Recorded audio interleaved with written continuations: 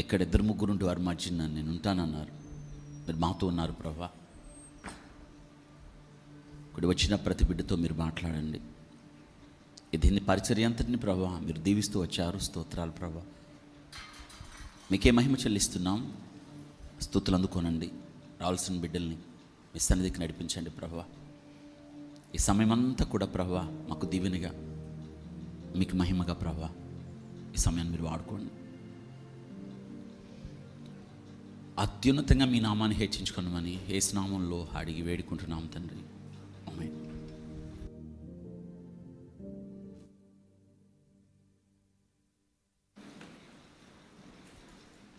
క్రీస్తునందు ప్రియ దేవుని బిడ్డలందరికీ యేసుక్రీస్తు వారి శ్రేష్టమైన నామంలో అందరికీ వందనాలు తెలియజేస్తున్నాను.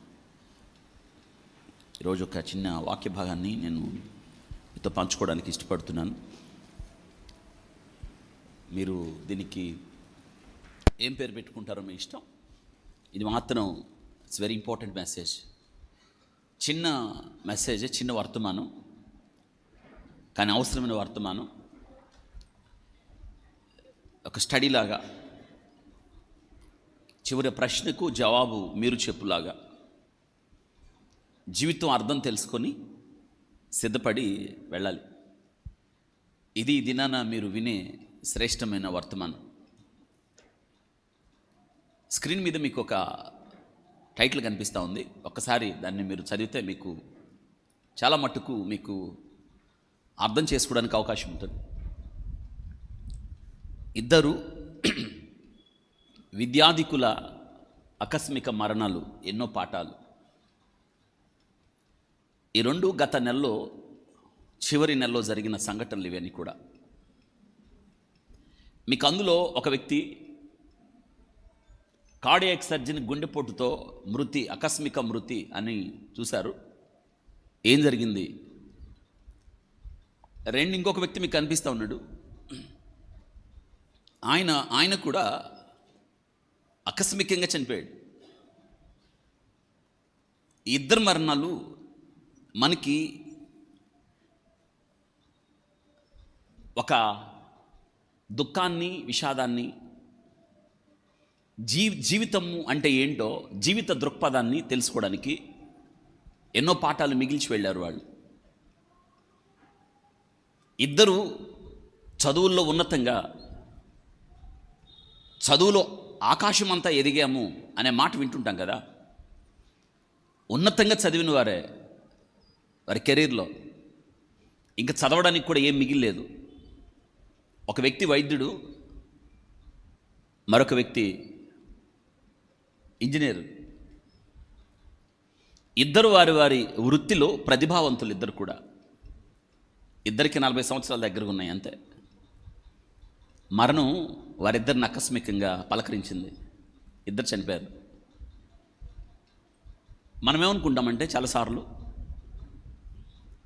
మరణము అంటే మనకు కాదులే, వాళ్ళు పెద్దోళ్ళు అయిపోయారు, వాళ్ళకి అనారోగ్యంగా ఉంది, వారు చాలా కాలంగా మంచంలో ఉన్నారు, కొన్ని సంవత్సరాలుగా వారు అనారోగ్యాలతో వారు బాధపడుతున్నారు అని చాలా కారణాలు మనం వెతుకుతాం. కానీ ఇక్కడ విషాదం ఏంటో తెలుసా? వారి మరణాలు వారిని పలకరించిన రీతి, వారు లోకాన్ని విడిచిపెట్టిన తీరుతెన్నులు నిజంగా మనల్ని ఆలోచింపచేస్తాయి. అందుకే ఈ దినాన ఈ వర్తమానాన్ని నేను మీతో పంచుకోవడానికి. వాస్తవంగా కార్డియాక్ సర్జన్ 39 సంవత్సరాలు. మీకు తెలుసు కదా కార్డియాక్ సర్జన్ అంటే గుండె ఓపెన్ చేసి ఆపరేషన్ చేసేవాళ్ళు అనమాట. 39 ఇయర్స్ ఆయనకి. నేను మెడికల్ వీడియో ఒకటి చేద్దాం అనుకున్నాను. ఇది చెప్పిన తర్వాత మెడికల్ గ్రౌండ్స్లో మరొక వీడియో చేయాలని, ఇది చెప్పిన తర్వాత ఇంకొక వీడియో చేయాలని నేను సిద్ధపడుతున్నాను. ఇది మీరు తెలుసుకోవాల్సిన ప్రాముఖ్యమైన విషయం. 27వ తారీఖు కార్డియాక్ సర్జన్, 39 ఇయర్స్ ఆయనకి. రౌండ్స్లో ఉన్నాడు. చెన్నైలో హాస్పిటల్లో, సంవిత మెడికల్ కాలేజ్ హాస్పిటల్లో రౌండ్స్లో ఉన్నాడు. 27వ తారీఖు ఆగస్టు. అకస్మాత్తుగా గుండె నొప్పి వచ్చింది. ఆయన ఎవరో తెలుసా? తన చేతులతో ఎన్నో ఆపరేషన్ చేసినవాడు. ఎంతోమందికి మనం అంటామే ప్రాణం పోసినవాడని. ఎంతోమంది జీవితాలు ప్రాణం పోతుంటే నిలిపినవాడు. అకస్మాత్తుగా 39 ఇయర్స్, వివాహం అయింది, ఒక కుమారుడు. గుండె నొప్పి వచ్చింది. పేషెంట్ని చూస్తున్నాడు. ఆయనతో పాటు రౌండ్స్లో ఉన్న డాక్టర్స్ వెంటనే ఆయన ఏం చేశారంటే గుండె నొప్పి అని వెంటనే పరీక్షలు చేస్తే గుండె నొప్పి నిర్ధారణ, ఎక్కువ సమయం కూడా లేదు, వెంటనే సిపిఆర్ చేశారు. ఇది తెలుసు కదా, ఒక వ్యక్తికి గుండె నొప్పి వచ్చినప్పుడు గతంలో నేను చెప్పాను, గుండె మీద అదే పనిగా మనం ఒత్తిడి కలుగజేయడం ద్వారా ఆగిపోయిన గుండెను తిరిగి స్పందించేటట్టు చేయడం అన్నమాట. కార్డియో పల్మనరీ రెససిటేషన్ అంటారు, సిపిఆర్ అని. అది వెంటనే చేసినారు. వెంటనే తీసుకెళ్ళి అతడికి చివరిగా ఎక్మో అంటారు, అంటే అవయవాలన్నీ ఆగిపోయినప్పుడు మిషన్ ద్వారా అవయవాలు చేసే పనిని కొంతకాలం కొద్దిసేపు కొనసాగిస్తారు. దాన్ని ఎక్మో అంటారు. గుండెకు రక్త సరఫరా చేసే ప్రధాన ధమని అంటారు తెలుగులో, బ్లాక్ అయిపోయింది. ఒక్క లక్షణం లేదు ఆయనలో. ఆయన పక్కన ప్రముఖ కార్డియాలజిస్టులు, భారతదేశంలో పేరు ప్రఖ్యాతులు నొందిన 100 మందిలో 8 మంది ఆయన పక్కనే ఉన్నారు. పోతున్న ప్రాణాన్ని ఆపలేకపోయారు. ఇదొకటైతే, గుండెకు చికిత్స చేసే ఒక యవ్వనుడైన యువ కార్డియాక్ సర్జన్కి ఏమొచ్చింది చెప్పండి? ఏమొచ్చింది? గుండె ఆగిపోయింది. దీన్ని బట్టి మీకు ఏమర్థమవుతుంది? మీరు ఆలోచించండి. మరణానికి ఎవరు అతీతులు కాదు. మనం చాలాసార్లు చాలా ఆలోచిస్తాం. గుర్తుపెట్టుకోండి, ఏవో రోగాలు వచ్చి చనిపోలేదు వారు వృత్తిలో కొనసాగుతూ వారు చనిపోయారు. ఆకస్మికంగా డాక్టర్ గ్లాడిన్ రాయ్, మీకు తెలుసా, చదువులో ఎప్పుడు ముందున్నవాడు. తన 39 సంవత్సరాల ఆయన వయసులో 16 సంవత్సరాలు చదువుకు కేటాయించాడు. 16 సంవత్సరాలు వైద్యశాస్త్రం చదవడానికి, ఎంబీబీఎస్ కానీ, ఎంఎస్ కానీ, ఆ తర్వాత ఎంసీహెచ్ కానీ. 39 సంవత్సరాలకి గుండె బాగు చేసే డాక్టర్కి, గుండె లోపాలను సరిచేసే డాక్టర్కి, ఎంతోమంది ఆగిపోయిన గుండెలను తిరిగి కొట్టుకునేటట్టు తన ప్రజ్ఞను ఉపయోగించి వైద్యాన్ని చేసిన వైద్యుడికి చివరికి దేంతో చనిపోయాడు? గుండె ఆగిపోవడంతో. అంటే గుండె ఎప్పుడు ఆగిపోద్ది ఎవరికి చెప్పండి పెద్దగా? నాకు 2 మరణాలు, ఎన్నో పాఠాలు. నేను 2 మరణాల గురించి చదివినప్పుడు డైరీలో చాలా విషయాలు రాశాను. కొన్ని చెప్తాను మీకు, ఎందుకంటే మీరు తెలుసుకోవడం మంచిది అన్నది నా ఉద్దేశం. వాస్తవంగా నేను వేరొక వర్తమానం కొరకు సిద్ధపడుతున్నప్పుడు ఎందుకో దేవుడు ఈ విషయాలు మరింతగా ప్రకటించబడడం మంచిది అని, అవసరము అని ప్రేరేపణతో తిరిగి వర్తమానాన్ని నిన్నటి దినాన నేను సిద్ధం చేయాల్సిన అవసరం ఏర్పడింది. వింటున్నారా? ఒక వ్యక్తి,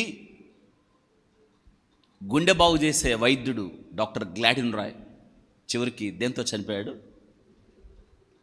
తెలుసా? యవ్వనుడు, ఇప్పుడే ఉన్నతమైన శిఖరాలకు ఎదుగుతున్నవాడు, ఇంకా బ్రతకవలసిన సంవత్సరాలు ఎన్నో ఉన్నాయి. గుండెకి ఏ లోపం వచ్చినా బాగు చేసేవాడు. కానీ తన గుండె ఆగిపోతే బాగు చేసేవాళ్ళు ఎవరు? ఇంకా విషయం తెలుసా? ఇంటి దగ్గర గుండెపోటు వచ్చి చనిపోలేదు ఆయన. ఎక్కడ? హాస్పిటల్లో. ఆయనతో పాటు పనిచేసే నైపుణ్యం కలిగిన వైద్యులు పక్కనుండగా గుండెపోటు వచ్చింది. అంటే మరణం వస్తే ఎవరు ఆపడానికి అధికారం ఎవరికి లేదు. ఒక మాట చదువుకుందాం రండి. హెబ్రీ రాసిన పత్రిక, హెబ్రీలకు పత్రిక 9వ అధ్యాయం 27, 28 వచనాలు చదువుకుందాం.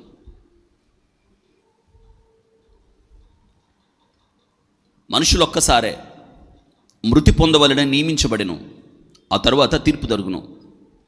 అలాగున క్రీస్తు కూడా అనేకుల పాపములు భరించుటకు ఒక్కసారి అర్పించబడి మన కొరకు కనిపెట్టుకున్న ఉన్నవారు రక్షణ నిమిత్తం పాపం లేకుండా రెండోసారి ప్రత్యక్షమవును. వివరాల్లోకి వెళదాం. అక్కడ మీరు గమనించాల్సిన విషయం ఏంటంటే నియమము గురించి చెప్పాడు. మనుషులు చెప్పండి, ఏంటంటే నియమం ఏంటి? ఒక్కసారే మృతి పొందవలనని చెప్పండి. ఏముందంట? నియమము. ఎవరు తప్పించుకోలేరు. మనుషులు ఒక్కసారే మృతి పొందవలనని నియమించబడెను. ఇంకొక మాట చదువుకుందాం. 39వ కీర్తన. 39వ కీర్తన ఏంటండి? అర్థం కాలేదు. మరణం చూడకుండా బ్రతుకు నరుడెవడు? అది కూడా మంచిదే. ఓకే, మరణం చూడకుండా బ్రతుకు నరుడెవడు? బ్రదర్ చెప్పాడు, అది కూడా రాసుకోండి. మరణమును చూడకుండా, పాతాళము యొక్క వశము కాకుండా. ఇంకా ముందుకు వద్దాం, ఇంకొక మాట చదువుకుందాం. 39 కీర్తన, ఇది దావీదు కీర్తన. ఏమంటున్నాడో చూడండి. అక్కడ ఆయన ప్రార్థన ఏంటో చూడండి. 4వ వచనం, యెహోవా నా అంతము ఎట్లుండున్నది, నా దినముల ప్రమాణం ఎంతైనది నాకు తెలుపుము, నా ఆయువు ఎంత అల్పమైనదో నేను తెలుసుకొని కూర్చున్నాను. నా దినముల పరిమాణము నీవు బెత్తెడంతా చేసి ఉన్నావు అని అన్నాడు. నీ సన్నిధిని నా ఆయుష్కాలం లేనట్టే ఉన్నది. ఆ కింద చూడండి, ఎంత స్థిరుడైనను ప్రతివాడును కేవలము ఊపిరివలే ఉన్నారు. చూసారు ఎంత బాగుంది వాక్యం? ఎంతటి స్థిరుడైనను ప్రతివాడు. అమ్మా, స్థిరత ఉంది అనుకుంటున్నారా? Top most cardiologist doctor Gladin Roy. విచిత్రంగా ఉంది కదా? ఎన్ని గుండెలు బాగు చేసి ఉంటాడు, ఎంతమందిని బ్రతికించి ఉంటాడు, ఎన్ని ఆపరేషన్లు చేసి ఉంటాడు మీరు చూడండి. కానీ ఆయనకి చికిత్స చేసే సమయం లేదు. పక్కనున్న డాక్టర్లు తీసుకెళ్ళి ఆయనకి పరీక్షలు చేసే టైం లేదు. చనిపోయాడు ఆయన. చికిత్స చేసిన ఆయనతో పాటు ఉన్నాడే చీఫ్, ఆయన ఏమన్నాడు తెలుసా?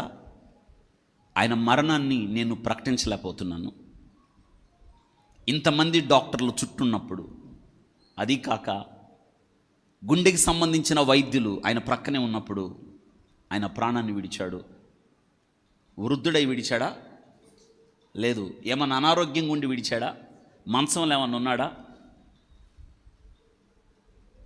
39 సంవత్సరాలంటే మంచి యవ్వన వయసు కదా. అందుకే అన్నాడు ఇక్కడ, ఎంత స్థిరుడైనను ప్రతివాడు కేవలం ఒట్టి ఊపిరి వలె ఉన్నారు. చూసారా? మనుషులు చూడండి, వట్టి నీడ వంటి వారై తిరుగులాడుచున్నారు. వారు తొందరపడుట ఇది. చూసారా వాక్యం? ఇక్కడ మనం తెలుసుకోవాల్సిన విషయాలు కొన్ని ఉన్నాయి. జాగ్రత్తగా మీరు వాటి గురించి ఆలోచిస్తూ ఉండాలి. దేవుడు ఎంత కృప కలిగిన వాడు తెలుసా? మన చుట్టూ జరుగుతున్న సంఘటనల ద్వారా మనం ఎన్నో పాఠాలు నేర్చుకోవచ్చు. ఈరోజు ఈ 2 విద్యాధికుల మరణం మనం నేర్చుకోవాల్సిన పాఠాలు ఎన్నో. గుర్తుపెట్టుకుందాం. వింటున్నారా? మొట్టమొదట డాక్టర్ గ్లాడిన్ రాయ్ గురించి చెప్తాను, జాగ్రత్త వినండి. మొట్టమొదటి వ్యక్తి. అమ్మా, వేరే ఇమేజ్ ఉంది కదా, వేరే చేయలేదా? డౌన్లోడ్ చేయి. వింటున్నారా?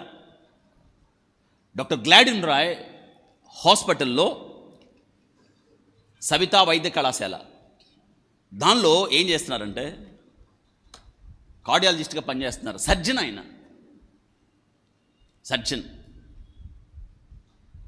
యథాప్రకారం రౌండ్స్కి వచ్చాడు 27వ తారీఖు, ఆగస్టు 27వ తారీఖు బుధవారం రౌండ్స్కి వచ్చాడు. అంతే, అక్కడే కుప్పకూలిపోయాడు.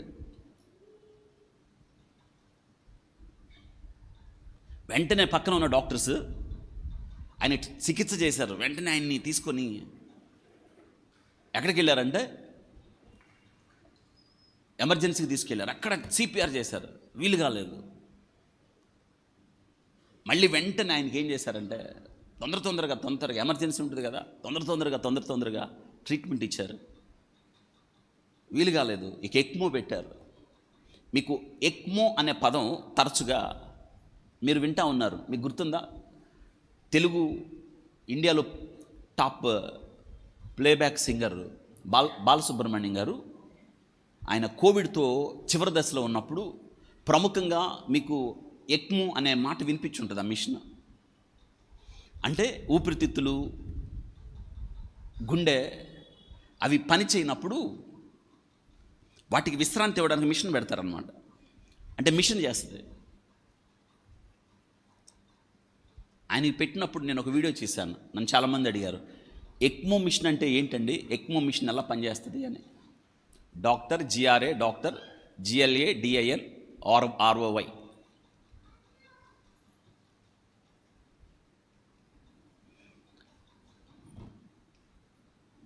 వింటున్నారా? ఆయనకి ఎక్మో మిషన్ పెట్టారు, పనిచేయలేదు.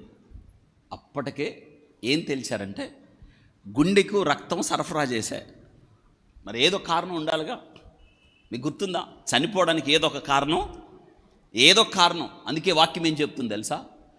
మీరు చూడండి, ఎక్కడ దైవములనియు సర్వోన్నతుని కుమారులనియు నేనే సెలవిచ్చుచున్నాను, అయినను ఇతర మనుషులు మరణించినట్టు మీరు కూడా మరణించెదరు అని ఉంది. చూసారా?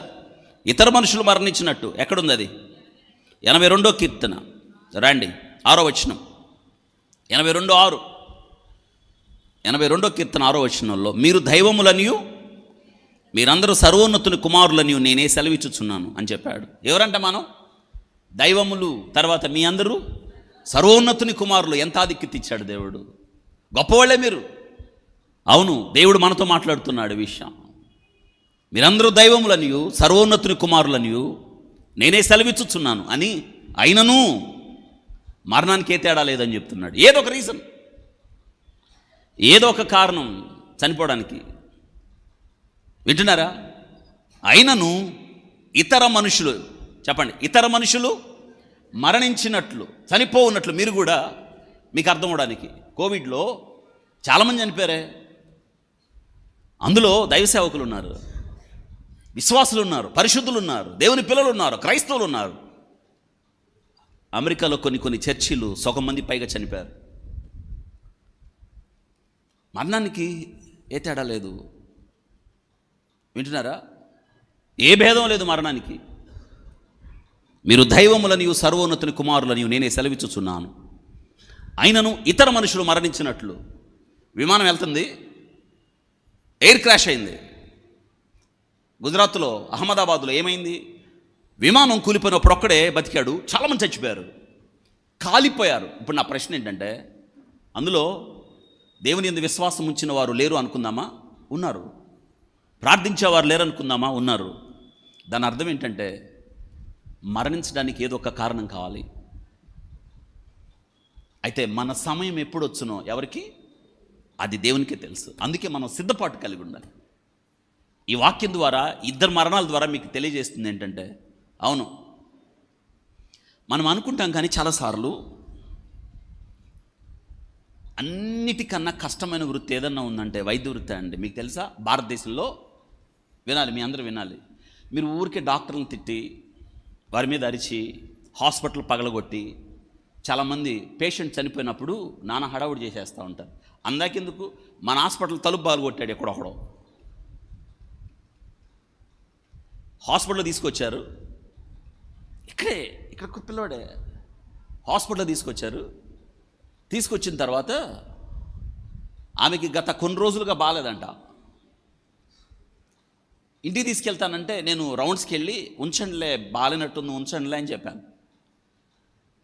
సిస్టర్ ఉంది, ఒక సిస్టరు, అక్కడ ఉంచండి, సాయంత్రం తీసుకెళ్ళొచ్చు అని. ఈలోపు ఏమైంది, నేను ఇంటికి వెళ్ళాను. ఇంటికి వెళ్ళేటప్పటికి ఆమెకు అకస్మాత్తుగా గత కొన్ని రోజులుగా ఆమెకు బాగాలేదు, చాలా ప్రాబ్లమ్స్ ఉన్నాయి ఆమెకి. స్ట్రోక్ వచ్చింది. ఎవరేం చేస్తారు స్ట్రోక్ వస్తే? వెంటనే నాకు ఫోన్ చేస్తే వెంటనే దాదాపు గంట సేపు ఆమె కోసం మ్యాసివ్ స్ట్రోక్ వచ్చింది. ఆమె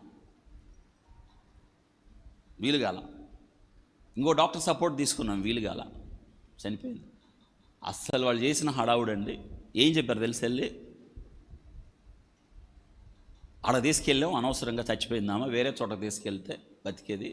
నానా హడావుడి, నోటికొచ్చినట్టు మాటలు, పిచ్చి మాటలు, వ్యర్థమైన మాటలు. చనిపోతే మనం ఏం చేస్తాం? ఈ డాక్టర్ని ఏం చేయగలిగారు? వాడు వచ్చాడు, ఎవడో వాళ్ళు మనవడు అంటే ఎవడొకడు రావటం తలుపు పాల్గొట్టాడని వాడు. ఒక క్రైస్తవ హాస్పిటల్ మీద నోటుకొచ్చినట్టు మాటలు దేవుడు ఊరుకుంటాడా? విషయం ఏంటి తెలుసా? అంత ట్రీట్మెంట్ చేశామా, మందులకు డబ్బులు ఇవ్వకుండా వెళ్ళారు వాళ్ళు. పిటిఫుల్ కండిషన్ కదా.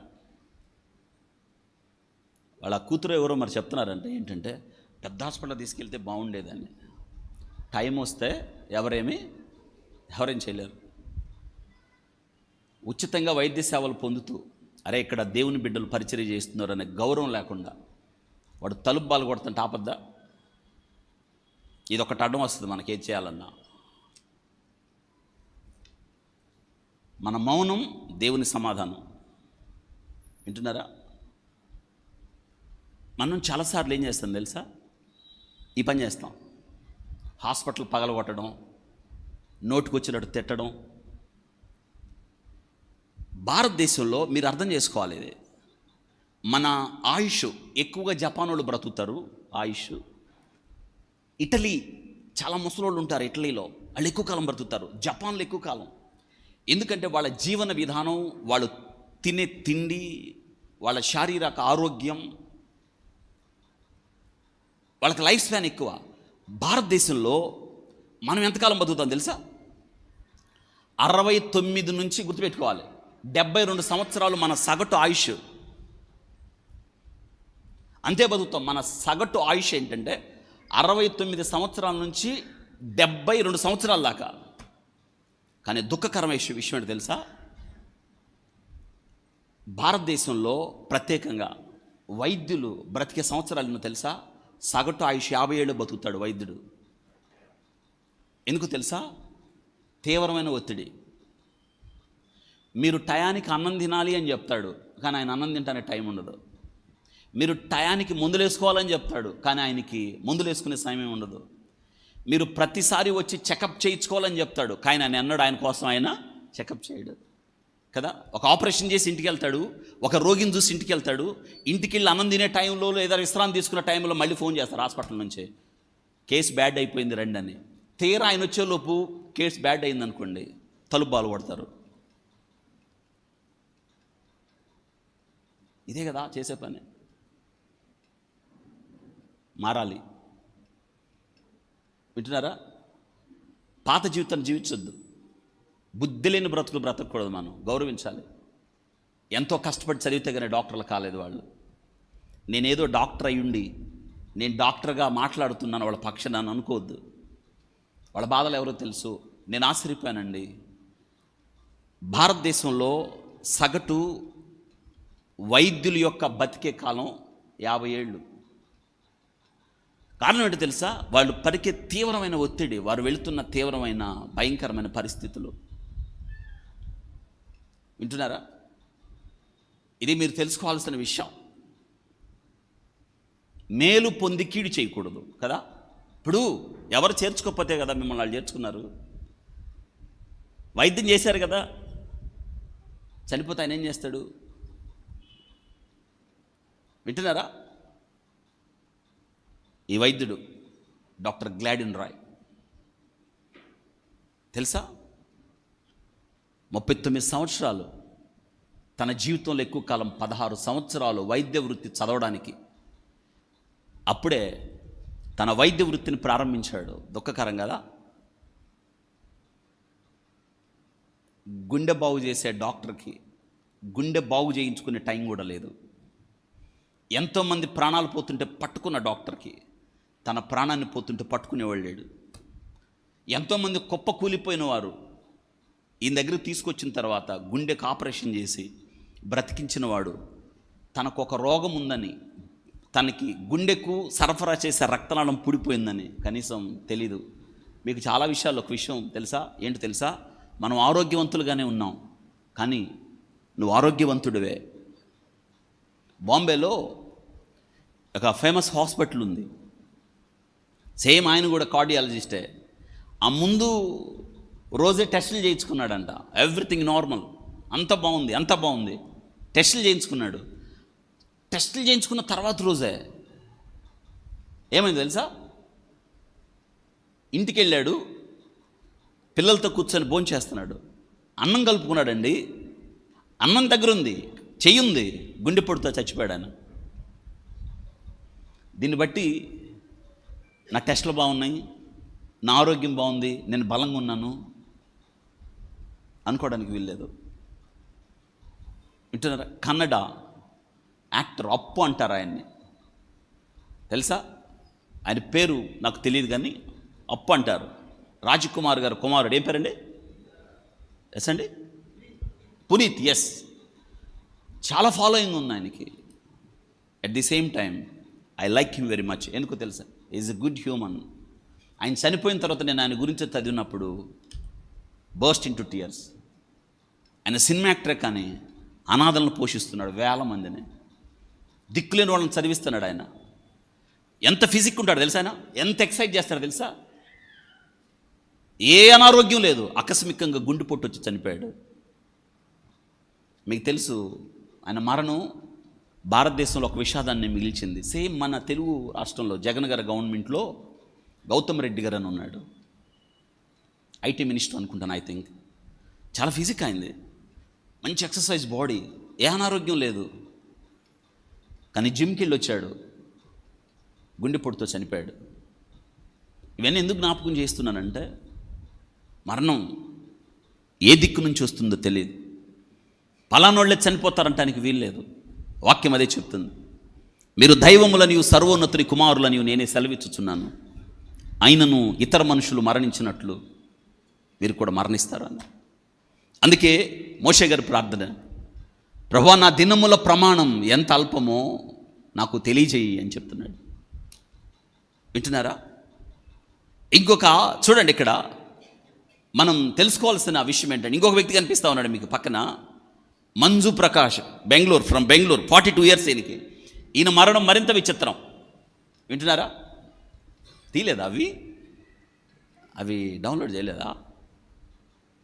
చెప్పాను, తీశాను, తేలా డౌన్లోడ్ చేయి.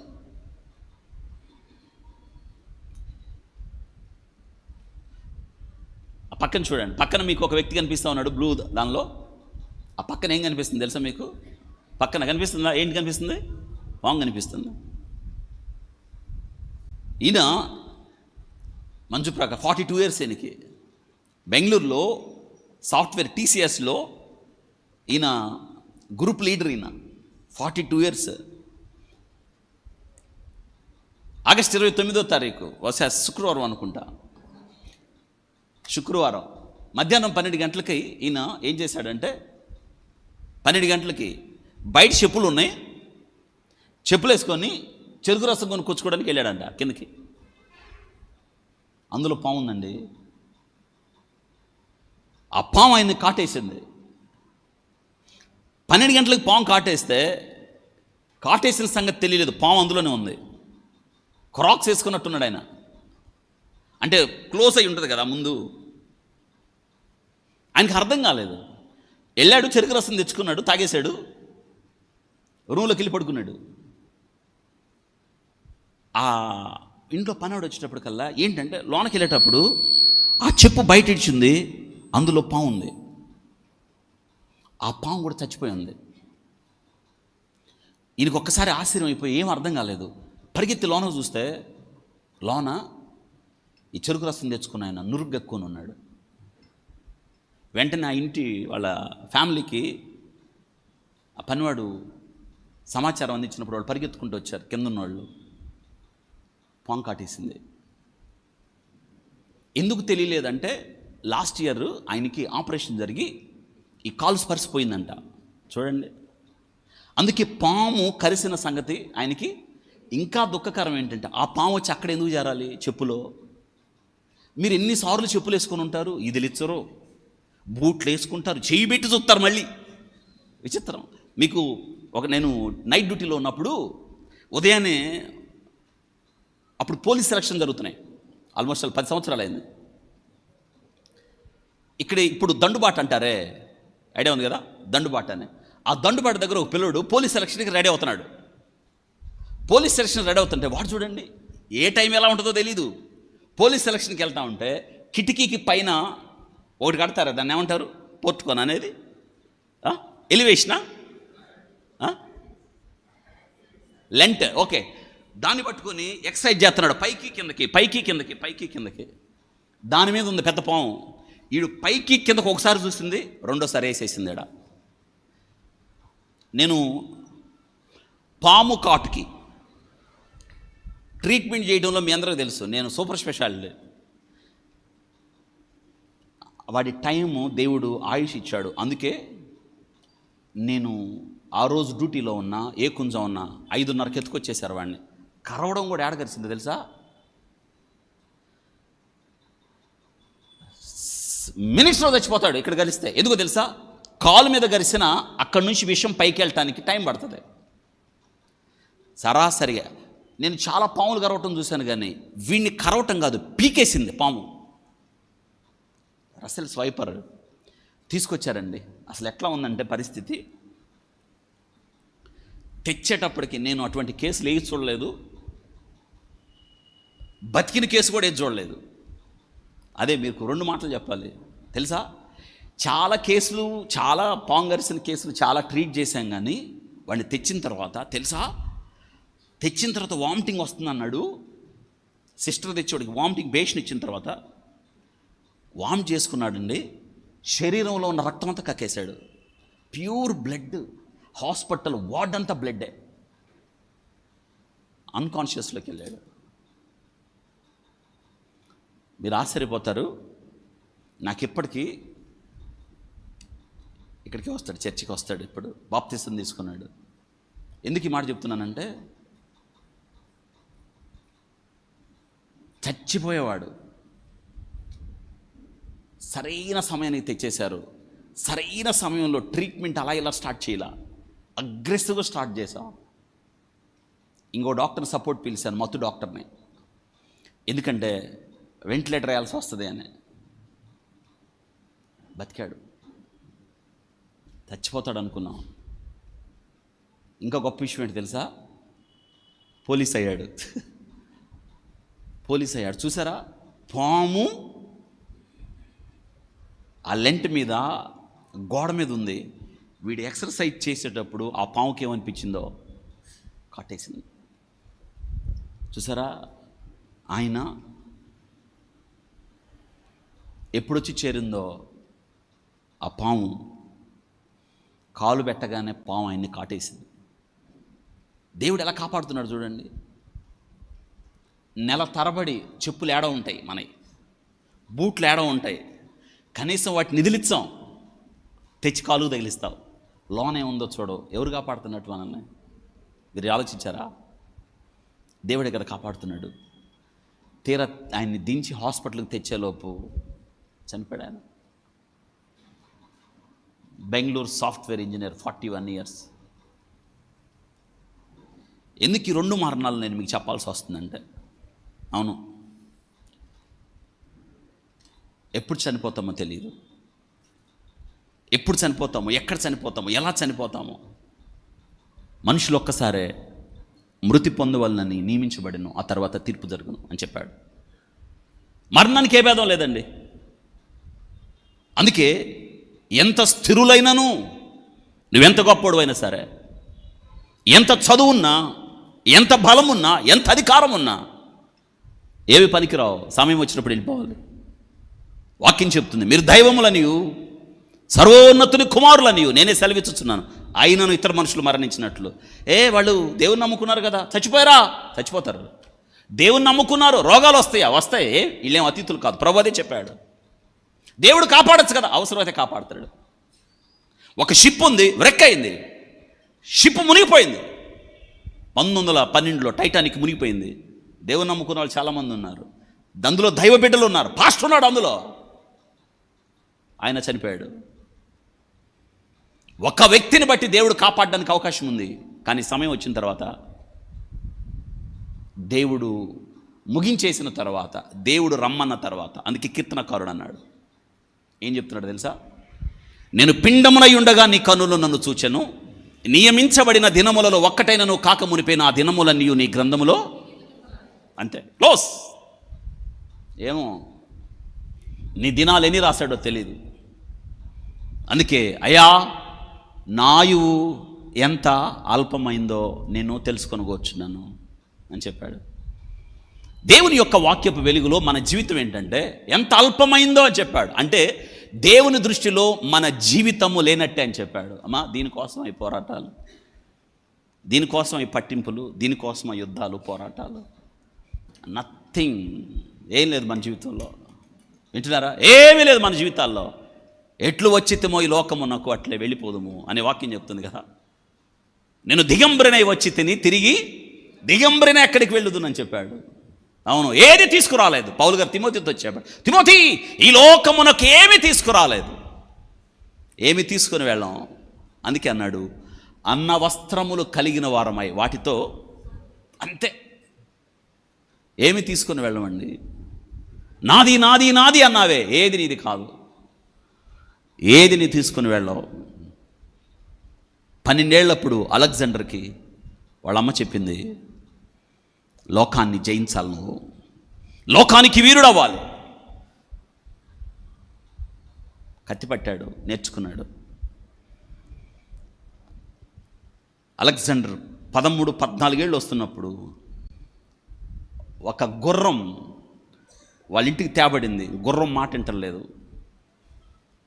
అలెగ్జాండర్ని పిలిచి వాళ్ళమ్మ, మీ అందరూ పక్కకు తప్పుకోండి అలెగ్జాండర్ అని చెప్తే, మాట వినని గుర్రాన్ని కొన్ని నిమిషాల్లో మాట వినేచట్టు తీసుకొచ్చాడు.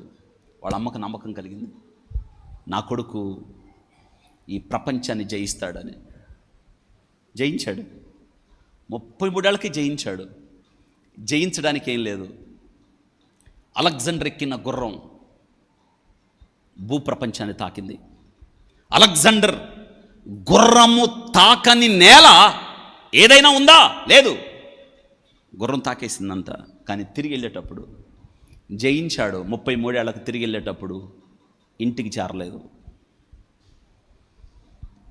ఏం తీసుకుని వెళ్ళలేదు. ప్రపంచాలను, సామ్రాజ్యాన్ని జయించిన అలెగ్జాండర్ వట్టి చేతులతో వెళ్ళిపోయాడు కదా.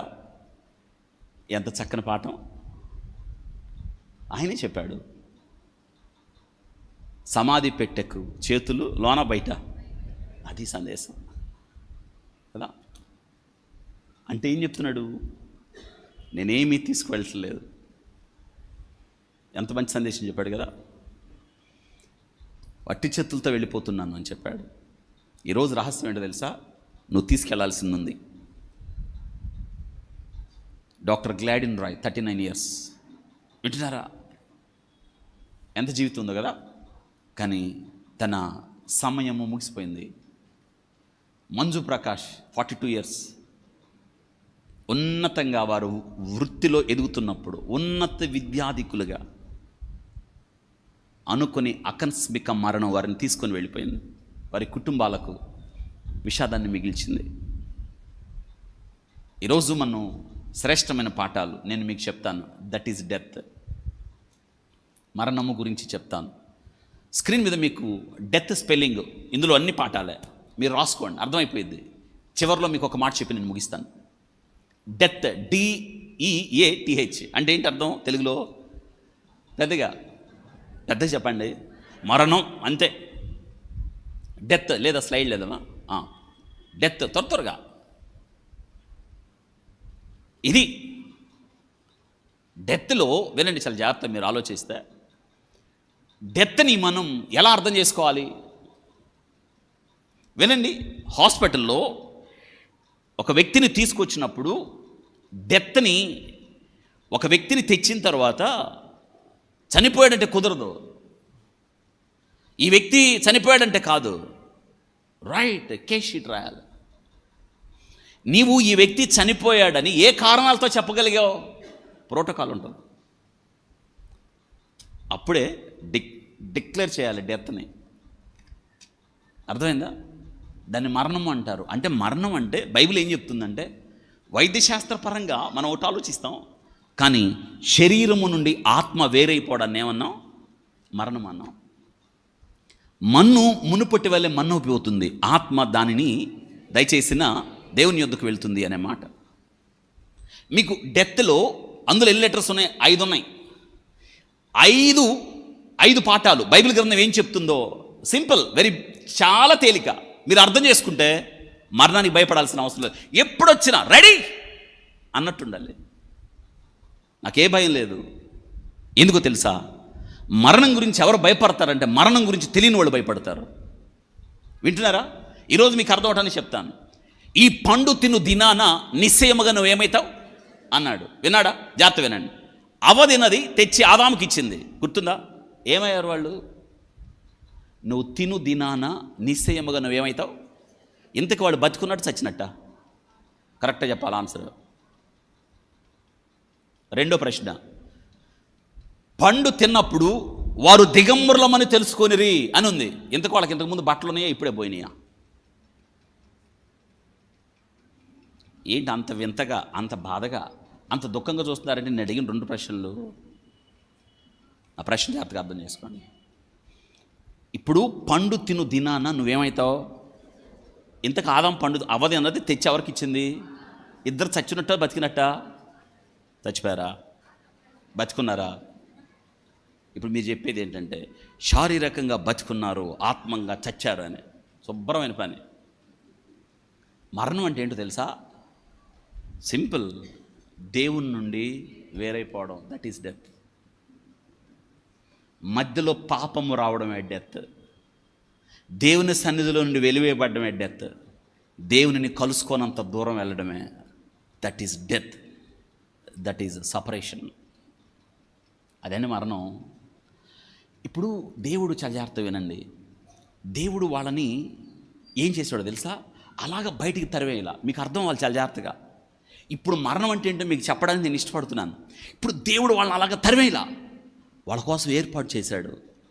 దిగంబరులుగా ఉన్నారు, చెట్టు చాటుకు వెళ్ళారు. వారి దిగంబరత్వాన్ని కప్పుకోవడానికి అంజూరు పాకులతో ట్రై చేశారు. అవలా చెట్టు చాటుకు వెళ్ళారు. దేవుడు వచ్చి వాళ్ళని పిలుస్తుంటే వాళ్ళు రాలా. పైగా వినండి, దేవుడు వచ్చే సమయానికి వాళ్ళంతటా వాళ్ళే చెట్టు చాటుకు వెళ్ళారు. ఎవరి నుంచి దాగి ఉండాలని? దీన్నే సపరేషన్ అంటారు, డెత్ అంటారు దీన్నే. వింటున్నారా? చెట్టు చాటుకు వెళ్ళిపోయారు.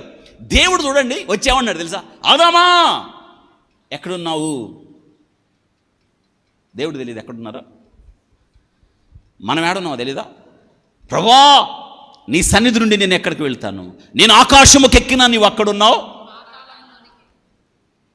వింటున్నారా? అన్నీ తెలుసా అని. పాతాళం మగాధ కూపము దేవుని కనులకు తేటగా కనిపిస్తున్నప్పుడు నరుల హృదయం మరి తేటగా కనిపించదని వాక్యం చెప్తా. అంత తెలుసు ఆయనకి. ఆయన కనులకు కనిపించని స్పష్టమేది కూడా అంత తెలుసు ఆయనకి. మరి ఎందుకంటే ఆదాముని పిలుస్తున్నాడు? ఎక్కడున్నావు? దేవుడు తెలుసు. అంటే ఆదాముకు తెలియాలి తను ఎక్కడున్నాడో. ఈ 2 విద్యార్థికుల మరణం నీకు ప్రశ్న లేకెత్తిస్తుంది. నువ్వెక్కడున్నావో. ఈ క్షణాన మరణం నిన్ను పలకరిస్తే నీ తర్వాత స్థితి ఏంటో నీకు తెలియాలి. ఇప్పుడు ఆదాం అన్నాడు, నీ స్వరము విని దాగుకొంటిని, నేను దిగంబరిని అని నీ స్వరం విని దాక్కొంటిని, భయం వేస్తుంది అన్నాడు. నువ్వు దిగంబరివని నీకు తెలిపినవాడు. తిరిగి దేవుడు అలా విడిచిపెట్టలేదు వాళ్ళని. జాగ్రత్త వినాలి. అలా దేవుడు వాళ్ళని తరివేస్తుంటే ఎన్నడూ తిరిగి దేవుని సహవాసంలోకి వచ్చేవాళ్ళు. అందుకే దేవుడు ఏం చేశాడంటే వాళ్ళని తిరిగి తన ఎదుటకు తేవడానికి, వారి దిగంబరత్వాన్ని కప్పడానికి ఆ తోటలో, ఏదైనా తోటలో ఒక జంతువును చంపి, జంతువును వధించి, దాని రక్తమును వలికించి, దాని చర్మం తీసి వారికి చొక్కాయిలు కుట్టించాడు. వారి దిగంబరత్వాన్ని కప్పాడు. ఇందులో ఏమర్థమవుతుందో తెలుసా? పాపం చేసిన వాళ్ళు. అవ్వ ఆదాము పాపం చేశారు. దేవుని మాట వినలేదు, లోబడలేదు. ఆజ్ఞాతిక్రమం పాపం, పాపం వలన వచ్చు జీతం మరణం. కానీ వారు చేసిన పాపము అమాయకపు జంతువు భరించాల్సి వచ్చింది. తెలుసా? ఒక జంతువును వధిస్తున్నప్పుడు ఒక జంతువు గొంతు కోసేస్తున్నప్పుడు, ఒక జంతువును వధ చేస్తున్నప్పుడు జంతువు అరవదా అండి? కేకలేదా? నాకు అది తలుచుకుంటా ఉంటే, అందుకే I'm pure vegetarian, I'm animal lover. నాకు జంతువులు బాధపడినా, అవి ఏమాత్రం ఇబ్బంది పడినా అసలు నాకు చాలా కష్టంగా ఉంటుంది. వింటున్నారా? అందుకే అక్కడ ఇప్పుడు మీరు ఆశ్చర్యపోతారు, ఇది అవ్వగానే నాకు పని అవలా, ఇప్పటి వరకు మనుషులతో పని, ఈ ఆరాధన అయిన తర్వాత కుక్కలతో పని, అన్ని ఎదురు చూస్తూ ఉంటాయి, ఇంకా రాలేదేంది, నా టైం 8:30 అవుతుంటే అని. తెలుసా? వాటికి ఫుడ్ పెట్టాలి. ఇప్పుడు అదివరకు 5-6 కుక్కలు ఉండే, ఇప్పుడు 12 కుక్కలు అయినాయి. విచిత్రమైన తెలుసా, నేను షూ వేసుకొని వెళ్ళిపోతా ఇప్పుడు ఆరాధన అవగానే. తెలుసా? అవి కూడా నన్ను వదలవు అన్నీ. నేను ముందు 12 కుక్కలు నాతో పాటు వాకింగ్. తెలుసా? మళ్ళీ నేను అక్కడ కూర్చొని అక్కడే చదువుకుంటా బైబిల్, నేను గ్రౌండ్లో కూర్చుంటే హాయిగా. ఎందుకు ఈ మాట చెప్తున్నానంటే, ఇక్కడ మీరు గమనించండి, జంతువుల అమాయకత్వం అండి. వాటిని మనం ప్రేమించాలి. మనం ప్రేమించకపోతే ఎవరు ప్రేమిస్తారు వాటిని? మనమే కదా ఆహారం పెట్టాలి. వాటిని మనమే కొడితే, మనమే హింసిస్తే ఎట్లా చెప్పండి? మందే కదా ఈ భూమి, వాటిది కూడా. ఇది మీరు తెలుసుకొని మీరు చేయాల్సిన పనులు చాలా ఉన్నాయి, మీరు గుర్తుపెట్టుకోవాలి. వింటున్నారా? కాబట్టి ఇక్కడ జంతువు కేకలేసినప్పుడు, వధిస్తున్నప్పుడు, జంతువు అరుస్తున్నప్పుడు వినండి, ఆ బాధ, ఆ కేకలు, అరుపులు పాపము యొక్క తీవ్రతను తెలియజేస్తున్నాయి. యేసుక్రీస్తు యొక్క ఘోరమైన మరణం, యేసుక్రీస్తు కల్వరి మరణం, ఆయన వేస్తున్న కేక మించి, నా దేవా నా దేవా నన్నెందుకు, ఆ కేక పాపము యొక్క తీవ్రతను తెలియజేస్తుంది. జంతువును వధించి వారికి చర్మపు చొక్కాయలు తొడిగించి, జాగ్రత్త వినండి, ఇప్పుడు తిరిగి వారు దేవుని ముందు తీసుకొచ్చాడు. జాగ్రత్త వినాలి, దేవుని ముందు తీసుకొచ్చాడు అంటే చెడిపోయిన మానవుడు, పడిపోయిన మానవుడు, పతనమైన మానవుడు, దేవుని సహవాసం నుండి దూరం వెళ్ళిపోయిన మానవుడు తిరిగి దేవుని దగ్గరికి చేరాలి. తిరిగి దేవుని దగ్గరికి చేరాలి. దానికి దేవుడు ఏర్పాటు చేసిన మార్గం ఏమిటంటే మరణం. అంటే జాగ్రత్త వినండి, మరణము ద్వారా తిరిగి మనం ఎవరి సన్నిధిలోకి వెళ్తున్నాం? కాబట్టి జాగ్రత్త వినండి, పౌలు గారు ఇదే చెప్తాడు, ఈ వాక్యంలో చెప్తాను. ఈ శరీరముతో పరిష్కారం చూపించాడు పాపానికి. యేసుక్రీస్తు యొక్క శిలువ మరణం పాపానికి పరిష్కారం, ఇంతకు మించేది లేదు. యేసు రక్తము ప్రతి పాపము నుండి నిన్ను నన్ను కడిగి పవిత్రపరుచును అని వాక్యం రాయబడ్డది. ఏ భేదము లేదు, అందరూ పాపము చేసి దేవుడు అనుగ్రహించు మహిమను పొందలేకపోతున్నారు. యేసుక్రీస్తు యొక్క పరిశుద్ధ రక్తం, సర్వమానవాళి పాప పరిహారార్థం యేసుక్రీస్తు మరణం. ఒక్కడి మరణం మనందరికీ. ఏ మార్గం లేదు, ఇక ఏ మార్గం లేదు, యేసుక్రీస్తే మార్గం, యేసు రక్తం, అంతే. చెప్పాల్సిన సువార్త అది. పాపం పోయిందా, రోగం పోయిందని నేను అడగను, ఉంటాయి రోగాలు. ఈ చివరి నుంచి మనందరం ఉన్నాం కదా, ఈ చివరి నుంచి టెస్టులు చేసుకుంటా వెళ్తే మనకి కుప్పలు రోగాలు ఉంటాయి. మనం ఎవరు ఆరోగ్యవంతులం కాదు. వింటున్నారా? రోగాలు ఉంటే పాపం అని దేవుడు చెప్పలేదు, పాపం ఉండకూడదని చెప్పాడు. అనగా ఈ వాక్యం ఏం చెప్తుందో తెలుసా? జాగ్రత్త వినాలి. పాపం పోయే బోధ చెప్తుంది, రోగాలు పోయే బోధ కాదు. ఈరోజు మనం అడగాల్సిన ప్రశ్న ఏంటో తెలుసా? రక్షణ పొందావా? యేసుక్రీస్తునందు విశ్వాసం ఉంచావా? యేసు రక్తము ద్వారా కడగబడ్డావా? ఇది సువార్త. అంతేగాని పాపం పోయిందా, రోగం పోయిందా, స్వస్థత వచ్చిందా, చెప్పాల్సిన సాక్ష్యాలు ఏంటో తెలుసా? పాపిని నేను, దుర్మార్గుణ్ణి, పాపముల అపరాధములో చచ్చిపోయిన వాడిని నేను, లోకములో నా అంత దుర్మార్గుడు ఎవరు లేరు. యేసు రక్తము ద్వారా కడగబడ్డాను, యేసు నా పాప జీవితాన్ని మార్చాడని చెప్పాలి మనం. అంతేగాని నాకు రోగం ఉంది కాబట్టి యేసుక్రీస్తు నన్ను బాగు చేస్తాడని వచ్చాను కాబట్టి, నా రోగం పోయింది కాబట్టి నమ్ముకుంటే ఎంత, నమ్ముకోకపోతే ఎంత. చెప్పాల్సిన సాక్ష్యాలు అవి కాదు, మారిన జీవితం. అందరూ చెప్పండి, ఏంటి జీవితం ఏంటి? చెప్పాల్సిన సాక్ష్యాలు ఏంటి? పెద్దగా మారిన జీవితం, ఇది సాక్ష్యం. తిరిగి మరణం ద్వారా తిరిగి దేవుని సన్నిధికి చేరతాం. కాబట్టి ఇప్పుడు చెప్పండి, పాపానికి పరిష్కారం యేసుక్రీస్తు రక్తం అయితే తిరిగి దేవుని దగ్గరికి వెళ్ళడానికి ఏ గేటు దాటాలి? అది ఇప్పుడు చెప్పండి, దేవుని పిల్లలకు ప్రత్యేకంగా క్రైస్తవులకి మరణం ఆశీర్వాదకరమా శాపమా? పెద్దగా అది దేవుడు ఏర్పాటు అది. కాకపోతే మనం అప్పుడు దాకా మనతో ఉన్నవాళ్ళు ఒక్కసారి ఆకస్మికంగా లేకపోతే, శరీరం కదా, బలహీనం కదా, తట్టుకోలేం.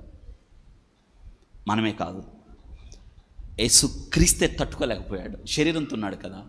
లాజరు మరణం, ఆ ఇద్దరు సహోదరులు ఏడుస్తున్నప్పుడు యేసయ్య వాళ్ళతో కలిసి యేసు కన్నీరు కార్చెను, ఏడ్చాడు ఆయన. మనం అతిథులేం కాదు, ఏడుస్తాం. మనం ఏడవడం తప్పు కాదు, కానీ నిరీక్షణ లేకపోవడం తప్పు.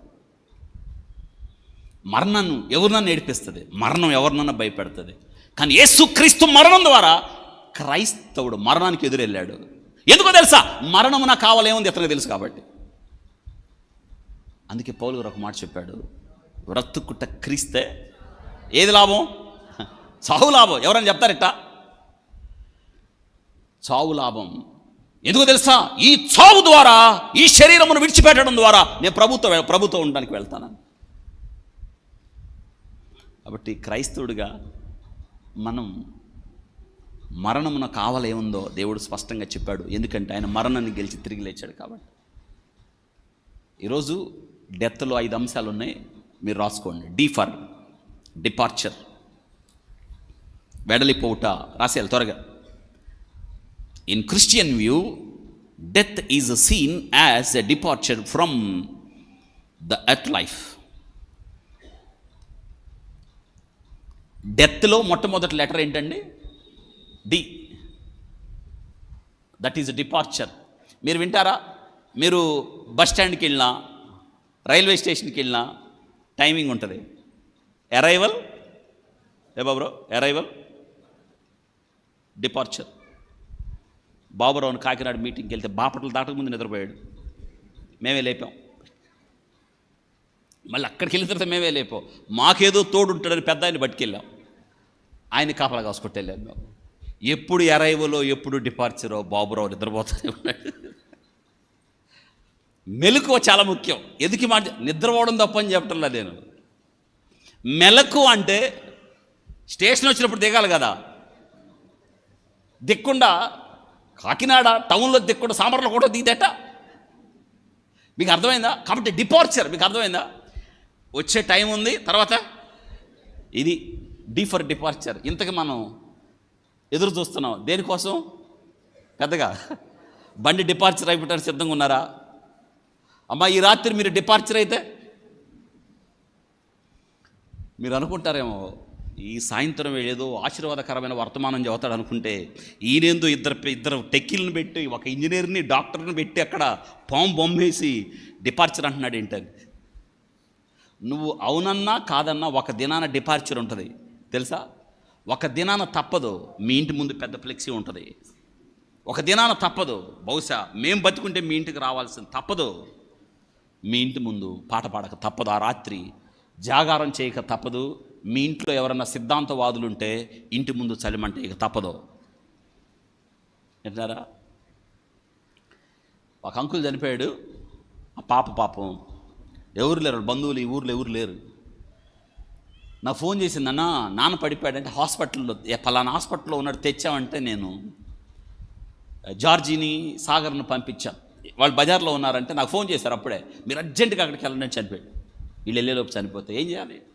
సరే జాగ్రత్తగా ఆయన్ని తెచ్చేసేయండి ముందని నేను వాలంటరీ గ్రూప్లో మెసేజ్ పెట్టి అందరూ వచ్చేసేయండి అని చెప్పి అందరూ వచ్చారు.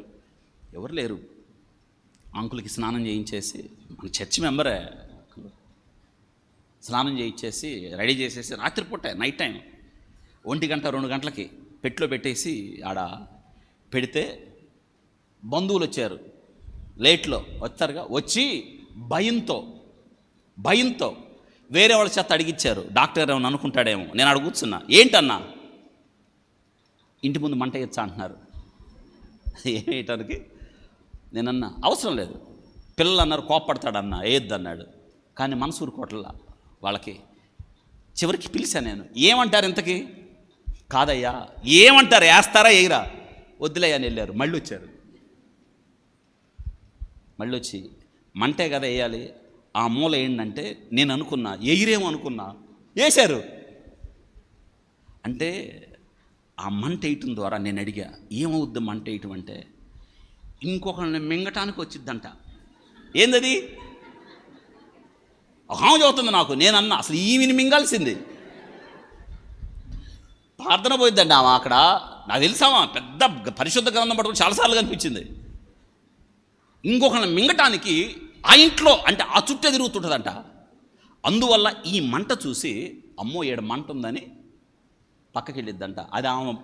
ఇంతకీ విషయం ఏంటంటే, ఎందుకు ఆ మంట కోసం అంత తాపత్రయపడిద్దంటే, ఆమెకి గత 3 రోజుల క్రితం నుంచి గుండెల్లో నొప్పంట.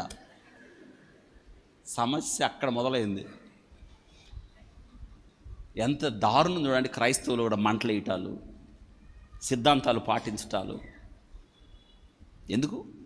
డిపార్చర్ టైం వస్తే బండి ఎవరి కోసం ఆగదు. ఆగిద్దా? ఆగదు. అందుకే పౌలు గారు ఒక మాట చెప్పాడు. రండి 2 తిమోతి పత్రిక 4:6. Departure time to departure. తిమోతికి రాశాడు చూడండి. తిమోతి, బా బ్యూటిఫుల్ వర్స్. 4:6. నేను ఇప్పుడే పనార్పణముగా పోయబడుచున్నాను, నేను వెడలిపోవు కాలము బా వచ్చేసిన టైం. అమ్మ మీరు రోజు అనుకోవాలి వచ్చేసిన నా టైం. అందరికి చెప్పాలి మీరు ఇంటికి వెళ్ళి ఈ రోజు నుంచి. ఏమా తల్లులు, ఈ రోజు నుంచి మీరు ఇంటికి వెళ్ళిన తర్వాత మీరు చెప్పాల్సింది ఏంటంటే, నా టైము ఎప్పుడు వెళ్ళిపోతానో తెలియదు. అందుకే అప్పగింతలుంటే ఇచ్చేసేయండి, కాగితాలు ఏమైనా ఉంటే ఇచ్చేసేయండి, పట్టా కాగితాలు, మీరు ఎవరికన్నా అప్పించిన వడ్డీ కాగితాలు మొత్తం ఇచ్చేసేయండి. మొత్తం వడ్డీలకి ఎవరైనా ఇస్తారు ఇక్కడ?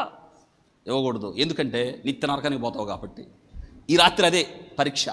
ఎవరికన్నా అప్పు ఉంటే తెలుసా, వాళ్ళతో మాట్లాడండి, తీరుస్తాను అప్పు. లేదా మీకెవరైనా బాకీ ఉంటే నువ్వు క్షమించగలిగితే, వాళ్ళ అప్పు తీర్చలేకపోతే క్షమించేసేయండి. ఎందుకు తెలుసా, ఇది చాలా శ్రేష్టమైన జీవితం. కొంతమందికైనా క్షమాపణ ప్రసాదించండి. మీకు రుణం ఎవరైతే ఉన్నారో వద్దులేండి. వింటున్నారా? ఒక ఆంటీ నాకు ఫోన్ చేశారు, చాలా బాధల్లో ఉన్నారు. ఆమె ఇప్పుడు ఎవరిని ఏం అడగదు, నాకే ఫోన్ చేసింది, అయ్యా ఇది పరిస్థితి అని. నేను అన్నాను, అంటే నాకు తెలియదు కానీ మీకు నాకు 2 days టైం ఇవ్వండి, అవతల వ్యక్తి ఫోన్ నెంబర్ ఇవ్వండి. కొన్ని కారణాలతో ఇదైంది. నేను మాట్లాడతా, ఖచ్చితంగా ఏదైనా ఉంటే నేను సహాయం చేస్తానన్నప్పుడు నేను అవతలలో ఫోన్ చేశాను. అంకుల్ లేడు, చనిపోయాడు పాపం. ఒకనప్పుడు బాగా బ్రతికిన వాళ్ళేవాళ్ళు. కొన్ని కారణాలతో నేను ఫోన్ చేస్తే ఆయన అన్నాడు, డాక్టర్ గారు మీరంటే మాకు గౌరవం. కానీ ఆయన ఒక మాట అన్నాడు, అవి నాయి కాదండి వేరే వాళ్ళ దగ్గర తీసుకొచ్చానంటే. నేను అన్నాను, ఇంట్రెస్ట్ ఇవ్వలేరు, కొన్ని కారణాలు తప్పులు అయిపోయారు. మీరేం చెప్తారో చెప్పండి అంటే నేను చెప్పా. సరే అండి నేను మాట్లాడతానని నేను ఎవరికైతే ఫోన్ చేశానో ఆయన అసలు ఇచ్చేసేయండి అన్నాడు. అది నేనే కట్టేశా. కట్టిన దగ్గర నుంచి ఎక్కువ అమౌంటే. ఆ అంకుల్ మా నాన్నతో కలిసి సేవ చేశాడు, నాకు అది తెలుసు. మా చిన్నతనంలో ఆయన రూపం నాకు ఇంకా గుర్తుంది. కొన్ని పరిస్థితుల వల్ల ఆంటీ అలా పరిస్థితుల్లో చిక్కుపోవాల్సి వచ్చింది. కానీ మనం ఉన్నాం కదా, మనం చేయగలిగిన సహాయం చేయాలి కదా. ఆంటీ ప్రేయర్కి రావట్లా. ఎందుకు రావట్లేదు ప్రేయర్కి అని నేను వాళ్ళ ఇంటికి వెళ్ళాను. ఆమందయ్యా నీకు మళ్ళీ ఇవ్వాలి కదా, నువ్వు వాక్యం చెప్తుంటే నీ ముఖం చూడలేకపోతున్నానయ్యా, అప్పు తీర్చాలి కదా అంటే. నేను అన్నాను, అప్పుగా ఇచ్చానని ఎందుకు అనుకున్నారు? నేను అప్పుగా ఇవ్వలేదు, బాధ్యతగా. నా మీద దేవుడు ఉంచిన బాధ్యతను, అంకుల్ చేసిన సేవ జ్ఞాపకం వచ్చి ఇప్పుడు నేను చేయగలిగింది చేశాను. అప్పు తీర్చాల్సిన అవసరం, అప్పిచ్చానని ఎందుకు అనుకున్నారు మీరు? అనుకోకూడదు.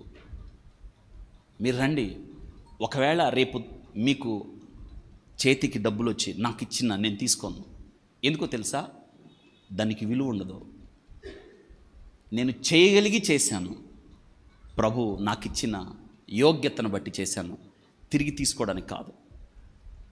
నేను వెళ్ళి నచ్చ చెప్పాను ఆమెకి, తిరిగి ఆమె చర్చకు వస్తుంది. ఎందుకంటే నేను ఒక మాట చెప్తాను, జీవితంలో మీరు చేసేది డిపార్చర్ టైం ఎప్పుడు వచ్చిందో తెలియదు. 1 by 1 చక్క పెట్టేసేయండి. రాత్రిపూట పడుకున్నప్పుడు మీకు ఏ గుర్తు రాకూడదు, ఎస్ రెడీ. 3 విషయాలు. యేసుక్రీస్తు నిన్నే నా కొరకు చనిపోయాడు, ఈరోజు ఉదయమే నా కొరకు లేచాడు, రేపు నా కోసం రాబోతున్నాడు. ఈ 3 దినాల మధ్య బ్రతకాలి. That is departure. పౌలు గారికి తెలిసిపోయింది, తిమోతి నేను వెడలిపోయే కాలం వచ్చింది, వెళ్తున్నాను. ఎంత బాగా చెప్తున్నాడు చూసారా. ఈ పౌలు గారి తిమోతితో చెప్తూ, ఇదిగో పానార్పణముగా పోయబడుచున్నాను అని ఒక మాట చెప్పాడు. మంచి పోరాటం, జీవితం అనే పోరాటంలో గెలవండి. అనవసరమైన వాటి కోసం పోరాడకండి. అనవసరమైన వాటి కోసం వ్యర్థమైన పరుగు పందెం చేయకండి. అనవసరమైంది మీ జీవితంలో తీసేయండి. అవసరమైంది ఒక్కటే, మరియ ఉత్తమమైంది ప్రభు పాదాల దగ్గర కూర్చొని పరలోకానికి సిద్ధపడింది. ఈ లోక సంగతులు వదిలిపెట్టింది, ఈ లోక పనులు విడిచిపెట్టింది. ఈ లోక పనులతో సతమతమవుతున్న మార్తతో దేవుడు అన్నాడు, మార్తా నువ్వు అనేకమైన పనులు కలిగి, అవును తొందర కలిగి ఉన్నావు. అవసరమైంది ఈరోజు మీ జీవితంలో అవసరమైంది ఏంటో తెలుసా? దేవుని తెలుసుకోవడం. మరణానికి ఒక పేరుంది, ఏంటంటే మరణము భీతులకు భయానికే రాజు, భయాలకే రాజు. మరణం ముందు ఎవరైనా భయపడాల్సిందే, ఒక్క క్రైస్తవుడు తప్ప. క్రైస్తవుడు చెప్పాడు, బ్రతుకుట క్రీస్తే చావైతే.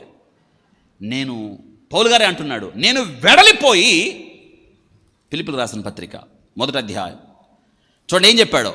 దీన్ని డిపార్చర్ అంటాం మనం. చెప్పండి, డి ఫర్ డిపార్చర్, వెడలిపోయే కాలం. 21-22 వచనాలు చూడండి. 1వ అధ్యాయం, నా మట్టుకైతే, ఫిలిప్పీయులకు రాసిన పత్రిక 1వ అధ్యాయం 21-22, నా మట్టుకైతే బ్రతుకుట క్రీస్తే చావైతే లాభం. తర్వాత, అయినను శరీరముతో నేను జీవించుట నాకున్న పనికి ఫలసాధకమైన ఎడల నేనేమి కోరుకుందునో నాకు దోచలేదు. 23 అండర్లైన్. ఈ రెండిటి మధ్య ఇరకనబడి ఉన్నాను. ఈ రెండిటి మధ్య అంటే చావు బతుకుల మధ్య. వేటి మధ్య? పెద్దగా బతకాలా చచ్చిపోవాలా, బతకాలా చచ్చిపోవాలా. ఇక్కడ బతికితే ఈ లోకం, చచ్చిపోతే దేవునితో అని మీకు తెలిసింది అనుకోండి, ఏది కోరుకుంటారు మీరు?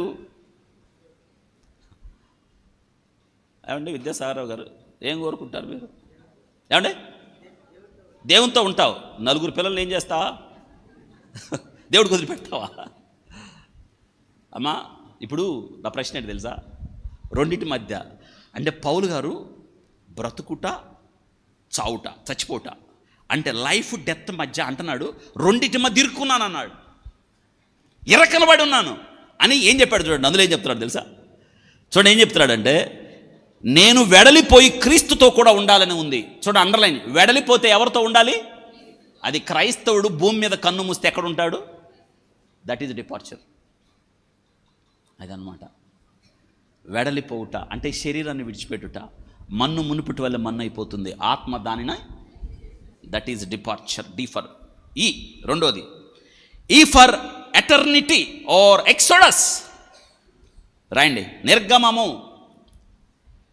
దీనికి అదే రాసుకోవచ్చు, నిత్యత్వానికి లేదా దాటిపోవుట, వెడలిపోవుట. Eternity నిత్యత్వానికి వెడలిపోవుట. This signifies the eternal nature of the afterlife. Amma, either in heaven or in hell. The concept of death as an exodus. దానికి మీకు బాగా అర్థం అవటానికి మీరు ఏదైనా పెద్ద ఫంక్షన్స్ హాల్కి వెళ్ళినప్పుడు కానీ లేదా ఏదైనా షాపింగ్ మాల్స్కి వెళ్ళినప్పుడు 2 ఉంటాయి. ఏంటంటే ఎంట్రీ, ఎగ్జిస్ట్. ఎంట్రీ గుండా వెళ్ళాలి, అది ఎగ్జిస్ట్, దాన్ని డెత్ అంటాం. ఇశ్రాయేలీలు 430 సంవత్సరాలు ఐగుప్తు గొర్రెపిల్ల రక్తం ద్వారా వారు బయటకు వచ్చారు, ఎగ్జిస్ట్ అయ్యారు. విషయం ఏంటి తెలుసా? వారు బయటకు వచ్చారు, దాన్ని నిర్గమకాండం అన్నాం, నిర్గమము అన్నాం, బయటకు వచ్చారు. ఈరోజు మనం కూడా బర్త్ ద్వారా ఈ లోకంలోకి ఎంటర్ అయ్యాం, డెత్ ద్వారా లోకాన్ని విడిచిపెడతాం. అయితే విడిచిపెట్టిన తర్వాత నీ గమ్యం ఎక్కడ? 2 మార్గాలు ఉన్నాయి. ఏంటో తెలుసా? పరలోకమా, నరకమా. యేసుక్రీస్తు రక్తం ద్వారా కడగబడి మరణానికి సిద్ధపడితే పరలోకం చేరతావు. ఆ నిత్యత్వంతో పోల్చినప్పుడు ఈ జీవితం విలువ లేదు. యేసుక్రీస్తుని మీ సొంత రక్షకుడిగా అంగీకరించడమే. అందుకే రాయబడింది ఎటర్నిటీ, సదాకాలం ప్రభుతో ఉంటాం. అందుకే పౌలు గారు అన్నాడు, నేను వెడలిపోయి, చెప్పండి, క్రీస్తుతో కూడా ఉండాలని ఉన్నది అని చెప్పాడు. వింటున్నారా? మీరు 2 కొరింథీ పత్రిక 5వ అధ్యాయం నోట్ చేయండి. 2 కొరింథీ పత్రిక 5వ అధ్యాయం 7-8 వచనాలు ఏం చెప్పాడు చూసారా? 7-8 గనుక ఈ దేహముతో నివసించున్నంత కాలం ప్రభువునకు దూరముగా, చూడండి, దూరముగా ఉన్నామని ఎరిగి ఉండి, అంటే జాగ్రత్త వినరా, ఈ దేహముతో ఉన్నంత కాలం ఎవరికి దూరంగా ఉన్నాం? జాగ్రత్త వినండి. ఇక్కడ ప్రభు, ఇది పరలోకం, ఇక్కడ ప్రభు ఉన్నాడు. ఇప్పుడు ప్రభు దగ్గరికి వెళ్ళిపోవాలి. ప్రభు దగ్గరికి వెళ్ళిపోవాలంటే వాక్యం చెప్తుంది, ఈ దేహముతో ఉన్నంత కాలం ఎవరికి దూరంగా ఉన్నాం? పెద్దగా ప్రభువుకు దూరంగా ఉన్నాం. ఆ కింద చదవండి. ఇంకా ఏముంది అక్కడ? ఎరిగి ఉన్నామని ఎరిగి ఉండి ధైర్యము గలవారై ఉన్నాము, ధైర్యంగా ఉండండి అని చెప్పాడు. ఇట్లు ధైర్యము కలిగి, తర్వాత ఈ దేహమును విడిచిపెట్టి ప్రభువునొద్ద నివసించుటకు, అంటే జాగ్రత్త వినండి, ఈ దేహముతో ఉన్నంత కాలం ఎవరికి దూరంగా ఉన్నాం కదా. ఇప్పుడు ప్రభు దగ్గరికి వెళ్ళాలంటే ఏ విడిచిపెట్టాలి? కాబట్టి ప్రభు నుండి దూరంగా చేసింది ఏంటి మనకి? ఈ శరీరాన్ని విడిచిపెట్టడమే. దాన్ని ఏమంటారు? మరణము. కాబట్టి శరీరాన్ని విడిచిపెట్టడం ద్వారా మనం ఎక్కడికి వెళ్తాం? కాబట్టి క్రైస్తవునికి మరణం ఆశీర్వాదకరమా శాపమా? కాబట్టి శరీరంతో ఉండటం మంచిదా, వదిలేయటం మంచిదా? వెళ్ళిపోవాలి అందరూ. మరి సింపుల్. మరణం కాన్సెప్ట్ అర్థమైతే భయపడం మనం. అందుకే పౌలు గారు అన్నాడు, సహోదరులారా నిరీక్షణ ఇతరుల వల్లే మీరు దుఃఖపడకుండా నిమిత్తం నిద్రించుచున్న వారిని గురించి మీకు తెలియకుండా 3 రాయండి. డెత్లో అస్లీప్ ఆర్ అపాయింట్మెంట్స్, నిద్ర. అందుకే ప్రభు చెప్పాడు, A for asleep appointment, Lazarus has fallen asleep. ప్రభు చెప్పాడు, ఐఎమ్ గోయింగ్, నేను వెళ్తున్నాను. ఎందుకో తెలుసా? They to wake up him. Lazar చనిపోయాడా? ప్రభు ఏమన్నాడు? మన స్నేహితుడైన లాజరు నిద్రపోతున్నాడు. ప్రభువా నిద్రపోతే లేపచ్చు కానీ ఆయన మరణం, కానీ ప్రభు మరణాన్ని ఏమన్నాడు అంటే నిద్ర. అమ్మ వింటున్నారా? నిద్ర. మనం ఇప్పుడు మీరింటికి వెళ్ళిన తర్వాత ఏం చేస్తారు? ఏం చేయబోతున్నారు? చెప్పండి, ఏం చేయబోతారు? ఇక మీరు మాట్లాడే పరిస్థితి లేదేమో. భోజనం చేస్తారు కదా, చేస్తారా చేయరా? ఎందుకు చేస్తున్నారు? చేయొద్దన్నా కదా నేను. రాత్రిపూట భోజనం మానేస్తే కొంచెం ఆరోగ్యంగా ఉంటారని చెప్తే భోజనం చేస్తారంటే ఎంత ధైర్యం చెప్తారండి? అది మీ హక్కులాగా. సరే భోజనం చేస్తారు, తర్వాత ఇక చేసేదే ఉంది, స్లీప్. అంటే మీరు ఒక ధైర్యంతో పడుకుంటున్నారు. ఏంటంటే ఉదయాన్నే నేను పెద్దగా లేస్తా. అలారం పెడతారు ఫోన్లో, లేవరన్న సంగతి మీకు కూడా తెలుసు, అది వేరే విషయం. వినండి, అలారం ఏమి లేపదు మిమ్మల్ని, దేవుడు లేపుతాడు. 1,00,000 మందిలో 186 మంది, జాగ్రత్త వినాలి, ప్రతి 1,00,000 మందిలో 186 మంది ఉదయాన్నే లేస్తాం అనుకున్న వాళ్ళే. 186 మంది లేవలేదు. పడుకున్న వాళ్ళు పడుకున్నట్టే ఉన్నారు. ఎవరో వచ్చి లేపితే అర్థమైంది వాళ్ళు ఇక లేవరు అని. వినండి, ఉదయాన్నే మనం లేవడం అనేది నిద్రే, కాకపోతే ఇది తాత్కాలిక నిద్ర, మరణము శాశ్వత నిద్ర. ఇక్కడేమో 7 గంటలు 8 గంటల్లో లేస్తావు, వాళ్ళేమో రేపు ప్రభు వచ్చినప్పుడు లేస్తారంతే. అందుకే మరణం అంటే అర్థం ఏంటంటే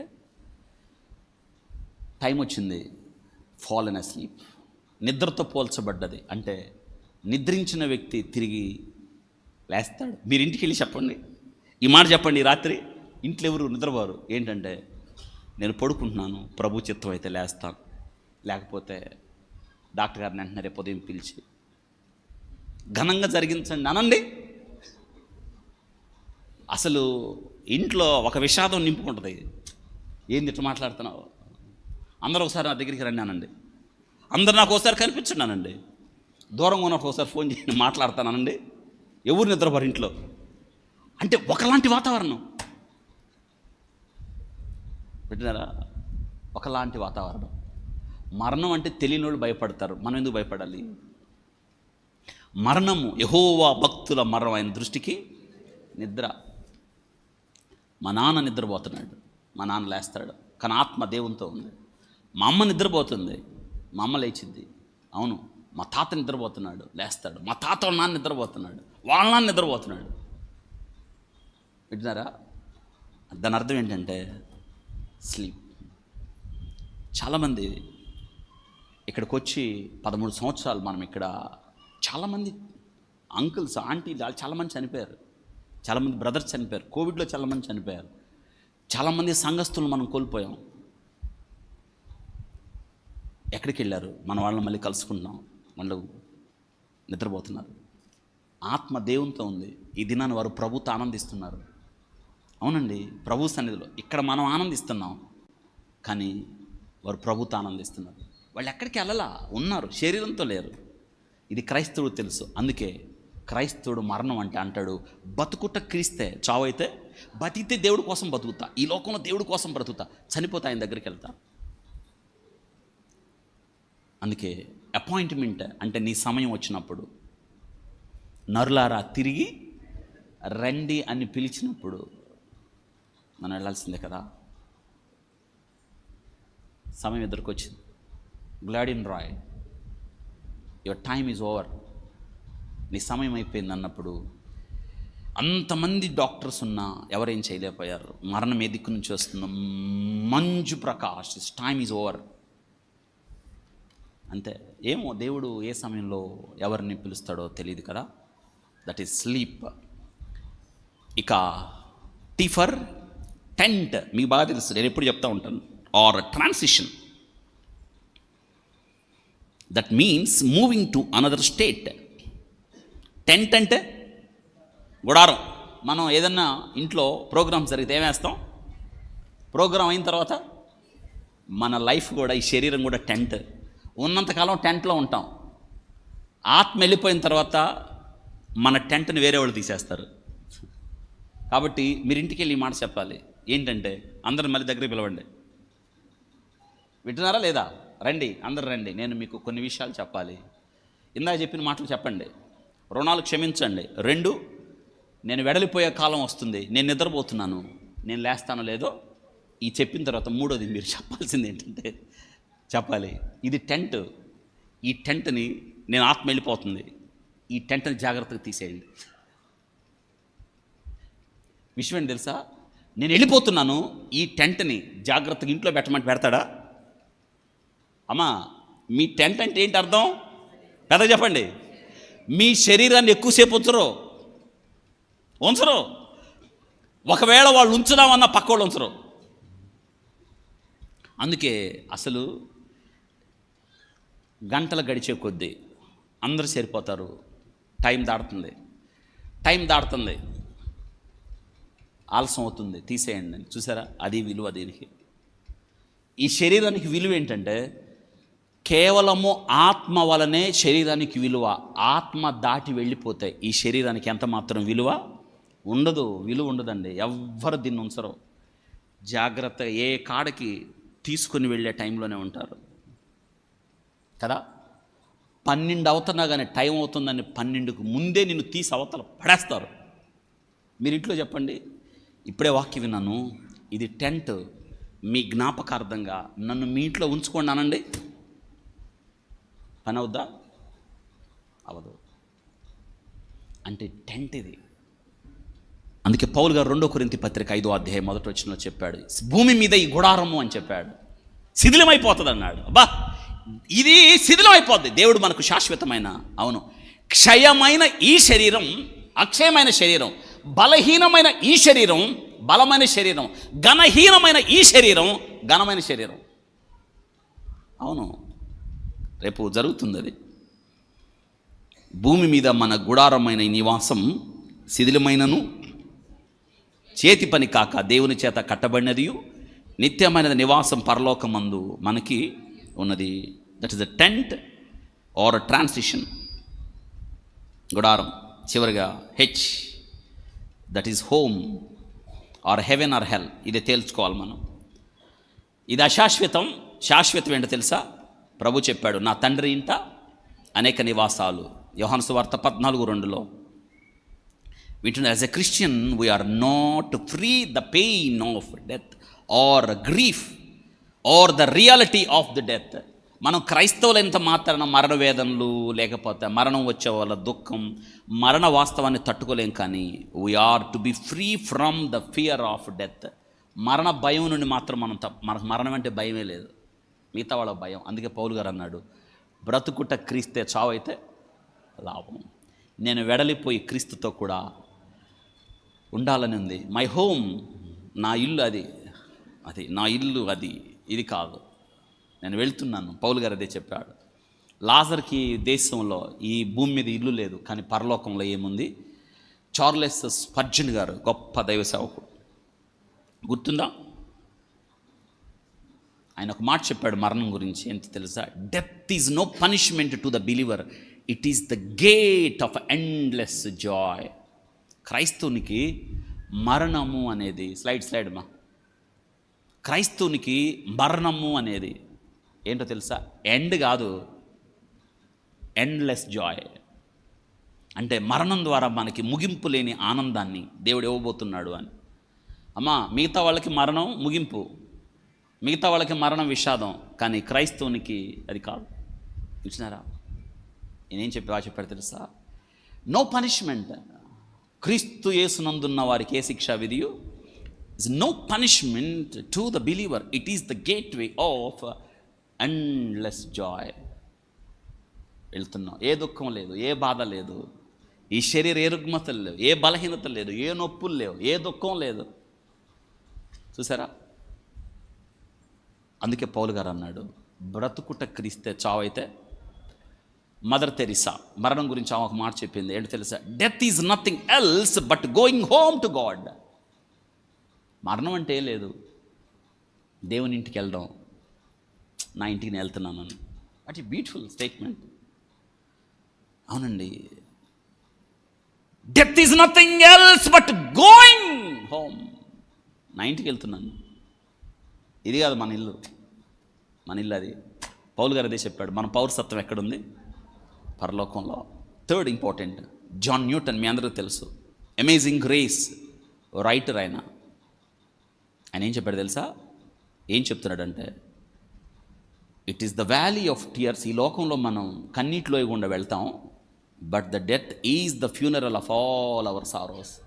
మరణం ద్వారా ఈ లోకంలో మనకు ఎదురైన దుఃఖాలు, బాధలు, కన్నీళ్ళు, వేదన, విచారం, బలహీనత అన్నిటినీ భూస్థాపన చేసి మనం పరలోకానికి వెళ్ళిపోతున్నాం. అందుకే ఈ రహస్యాన్ని తెలుసుకున్న పౌలు గారు ఏం చెప్తున్నాడు తెలుసా? వెడలిపోయి ఎక్కడికి వెళ్ళాలి?